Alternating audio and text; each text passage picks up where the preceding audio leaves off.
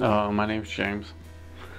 I think the part of my testimony I want to talk about is how I was a fatherless kid, and my parents split before I was a year old, and my dad went one way, and my mom and I and my sister went the other way, and pretty much raised by my mother and my sister, and you can imagine how masculine of a man that'll bring up, you know. So it seems like that was always my question in life, you know. Am I a man, or do I have what it takes to be a man, or even what's that look like? We go to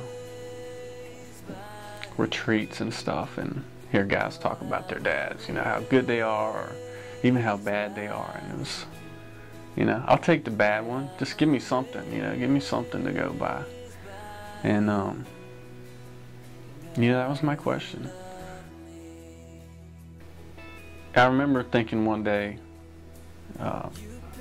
it's kind of like mentally preparing myself to accept that this is the way life is going to be the rest of my life. Just always a question. And anytime I try to take on a task, or stand up for myself, or whatever, I would get put back in my place and question, and I remember that day just sitting there thinking, man, this is the rest of my life. And not even 3 months after that, it was like God just really dismantled everything in my life. Took it down. Relationships with my son's mother, that breakup happened, and my relationship with my son transformed. My career changed. The way that was going, my relationship with my mother, my sister, and just everything seemed to change. And I was left with a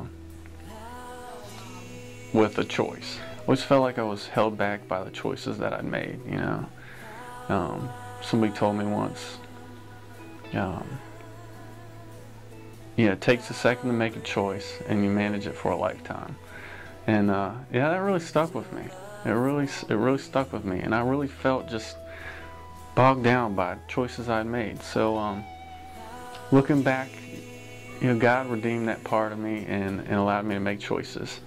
So now I'm living a life where I get to make choices, and I tend to look at the choices as life or death.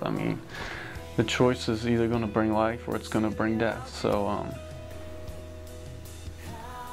I had to make the choice. I chose him. Chose life. I set aside all those letdowns and learned to ask him to be my father. I've allowed him to father me, and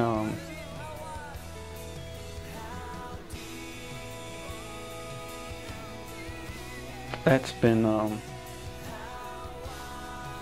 awesome. The resolution class here came up, and God has really fathered me there. And in the book, The Resolution, it really lays out and makes in black and white really kind of what God is calls us to be as men. And it's led me into reading different scriptures and putting puzzle pieces together, and it's really making me feel more confident as a man and knowing what I need to do, and it's making me really see that I need to call my son into manhood as well. And so I've been working on putting a like an outline together for what that looks like to be a man and stuff, and I want to talk to my son about it, and I shared it with a couple of the other guys to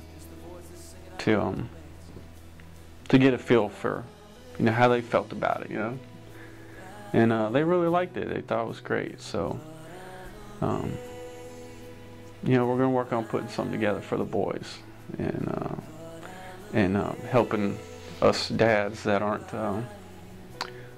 the greatest fathers and don't have the best role models and stuff, and just kind of an encouragement.